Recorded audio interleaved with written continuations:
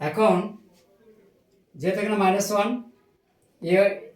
এর সাথে বলতে এখানে 1 বোঝাবে, যেহেতু এক্স স্কোয়ার শক হচ্ছে এ, এখানে আমাদের দেওয়া আছে এক্স স্কোয়ার শক কিন্তু এ, তাহলে এখানে এক্স স্কোয়ার শক কি 1, এখানে এক্স এর শক কি, এক্স স্কোয়ার শক হচ্ছে এ, আর এখানে এক্স এর শক হচ্ছে -1, ওই মাইনাস আর মাইনাসে +1 প্লাস মাইনাস আবার কি বি স্কোয়ার, তাহলে -1 স্কোয়ার -4ac, সি কত -i।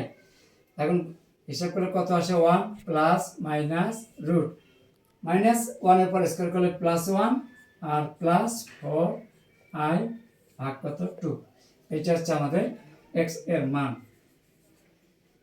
তাহলে অর্থাৎ এত এর মান হচ্ছে, যেহেতু এত এর সমান আমরা x ধরছি না, তাহলে x এর মান যদি এটা হয় তাহলে কিন্তু এত এর মান হচ্ছে এই যে এটা। তাহলে অতএব আমরা এখানে ডান পাশে লিখে দিতে পারি, তাহলে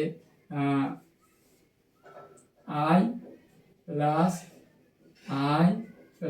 root i plus dot dot dot infinity সমান সমান, তাহলে এত এর মান হচ্ছে 1/2 1 plus minus root 1 plus 4i, এটা। তাহলে এতর মান হচ্ছে এত হাফ। আমরা চাইলে এখানে এটা আমরা নিচেও দিতে পারি, অসুবিধা নেই। এই এটা এইগুলো 8 নাম্বার। এরপরে আমরা 9 নম্বরটা একটু দেখি।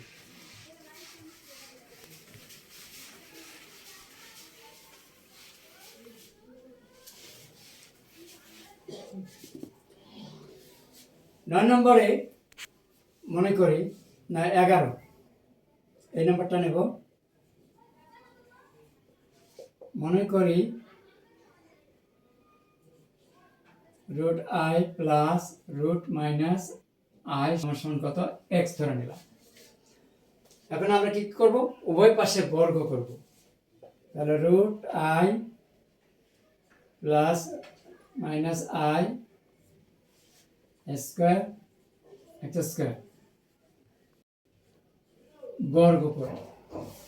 এখন আমরা এখানে a প্লাস বি স্কোয়ার সূত্র, তাহলে 1 প্লাস মাইনাস i তারপরে 2a, এ হচ্ছে রুট i বি আছে minus root i plus b square. তাহলে এখানে স্কোয়ার করলে এখানে এইভাবে লেখা আছে -i, তারপর কিন্তু স্কোয়ার ইকুয়াল কত এক্স স্কোয়ার।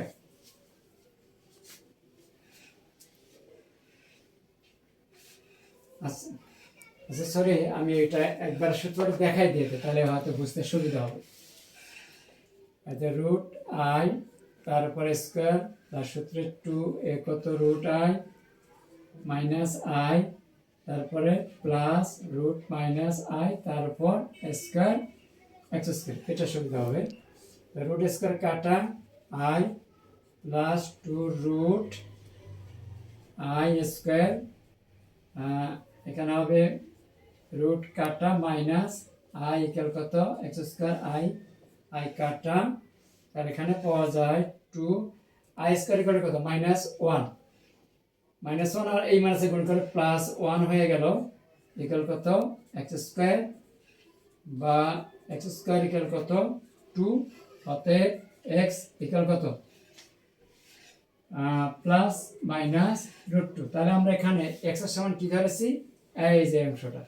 তাহলে অতএব root i plus root minus i সমান সমান রুট 2 শুট।